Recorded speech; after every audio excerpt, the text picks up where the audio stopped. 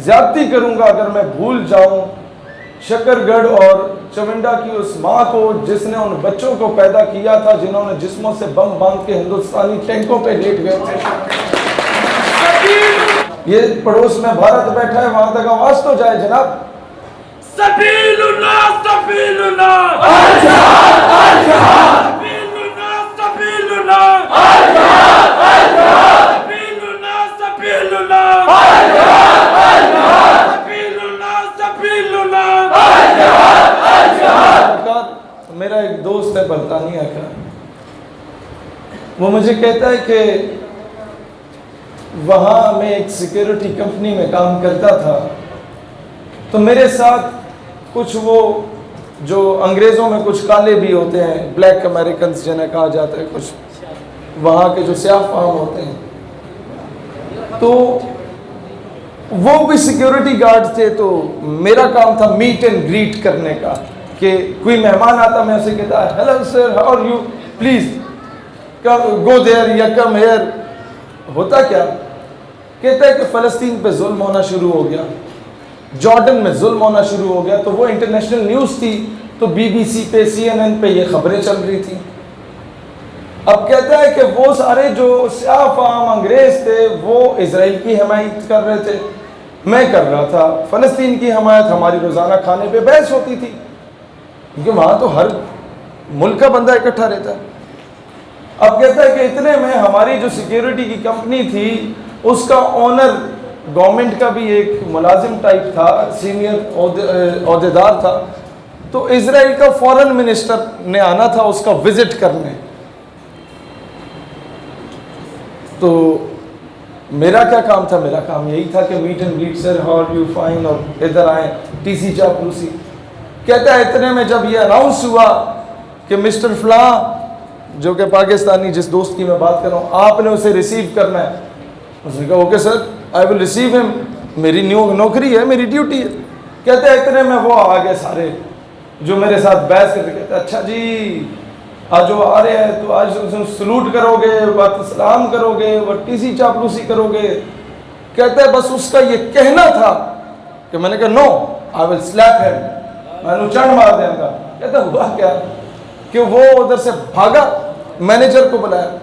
Manager ने कहा कि क्या हुआ वो अंग्रेज कहता है कि मैनेजर साहब I swear to Allah, I swear to God that he said that I will slap him. मैं कसम खांदा अल्लाह दी इस आख्या भी मैं थप्पड़ मार देंगा। तो उसने जवाब दिया you don't need to swear to Allah, तुम्हें कसम खाने की जरूरत नहीं है, मैं कहता हूँ हाँ मैं मारूंगा थप्पड़। कहता है मैनेजर की हवाइयाँ उड़ी, उसने पकड़ा ले गया, मुझे कमरे में बंद किया, अपने बाहर से ताला लगाया। उसके ऊपर भी एक कैमरा लगा हुआ था और सामने वो टीवी पड़ा हुआ था जिसमें बाकी कैमरास आ रहे थे।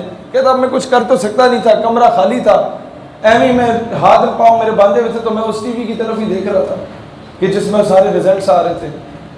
कहता है इतने में मैनेजर भागे भागे ऊपर से कैमरा देख के आते, डोंट लुक देयर, उठे ना वेख, टीवी की तरफ क्यों देख रहे हो। कहते हैं उसको ये खौफ हो गया था कि कहीं मैं टीवी से निकल के उसे थप्पड़ ना मार दूं। तुम जरा से दिलेर पड़ो, दुश्मन का खुद ही पेशाब निकलता है।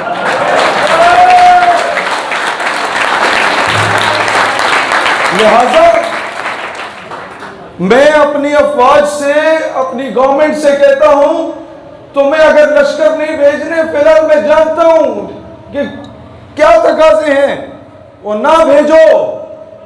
ये जो इस चौक पे गौरी मिसाइल बनाया हुआ है, इस पे कपड़ा ही मार दो ना तो आधा कश्मीर ऐसे ही वापस मिल जाना है तुम्हें। मैं कुटन सेक्टर और किरण सेक्टर में गया आज़ाद कश्मीर में, तो मेरा अक्सर मेरे बड़ा अल्लाह की करम नवाजी है जो मुझे मोटिवेशन मिलती है ना कि बगैर सिक्योरिटी के हम फिर रहे होते हैं। जब चाहे किसी वजीर आजम को सुना दी, जब सदर मुमलिकत को सुना दी, जब वो उल्टी सीधी हरकत करे, जब चाहे अमेरिका से पंगा ले लिया, जब चाहे जाके डिप्लोमेटिक इनक्लेव बंद कर दिया, कोई खौफ डर ही नहीं। तो उसकी एक तो सबसे बड़ी वजह यह है कि मेरे आका मेरी बात बनाए रखे हैं सल्लल्लाहु अलैहि वसल्लम, और बाद में एक वजह यह है कि मेरा हर दूसरे तीसरे दिन उन लोगों से मिलना मिलाना होता है जो कश्मीर में जिहाद करके आए, तो उनसे मुझे वो मोटिवेशन मिलती है।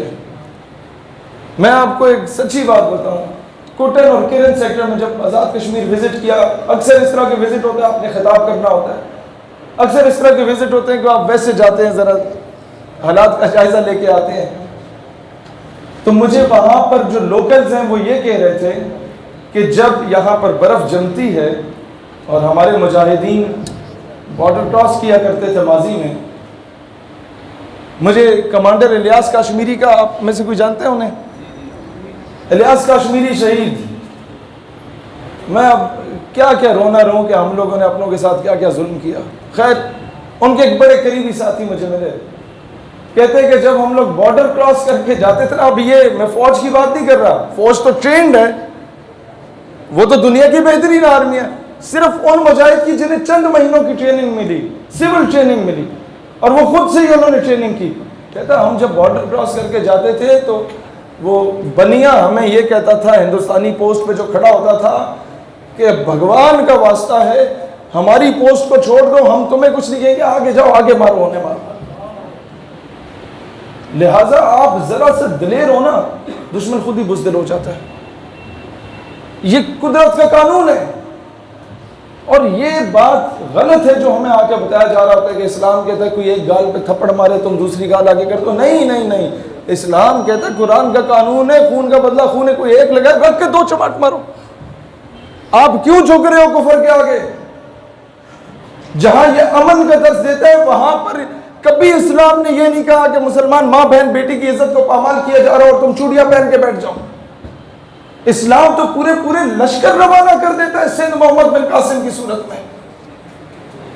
इस्लाम तो वो दीन है कि जब गैर मुस्लिमों ने खत लिखा तारिक बिन ज़ियाद को कि हमारे साथ जुल्म हो रहा है, मुसलमानों ने नहीं लिखा, गैर मुस्लिमों ने लिखा, तारिक बिन ज़ियाद अपनी फौजें लेके चला गया कश्तियों के जरिए, समंदर का रास्ता था। अब जब दुश्मन का लश्कर देखा तो 10 गुना बड़ा था। हुआ क्या कि तारिक बिन ज़ियाद ने जब दुश्मन का लश्कर देखा 10 गुना बड़ा, अब मैं आपको बता रहा हूँ एक सिपा सलार चीफ ऑफ आर्मी स्टाफ या एक कोर कमांडर को कैसा होना चाहिए। हमें अपनी तारीख पढ़नी चाहिए ना। हमें पढ़ाया मुस्तफ़ा कमाल अतातुर्क, हमें उठा के पढ़ाया वो, यही चौधरी साहब वाली बात, वो अंग्रेज़ों के कुत्ते नहलाने वाले हमें आके निसाब में पढ़ाया जाता है। हमें पढ़ाया जाता है सिंड्रेला माँ बाप से छुप के भागी बॉयफ्रेंड के साथ। तारिक बिन ज़ियाद के सामने जो लश्कर था दुश्मन फौजों का, वो कोई 10 गुना बड़ा था। तो तारिक बिन ज़ियाद ने अपनी फ़ौज से मशवरा किया कि क्या कीजिए, उन्हें मोटिवेट किया, उन्हें बिशारत हुई।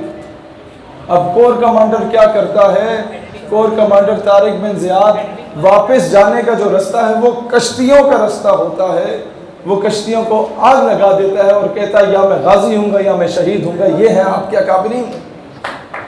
ये चीज़ अपने बच्चों को बनाए। और तीसरी चीज़,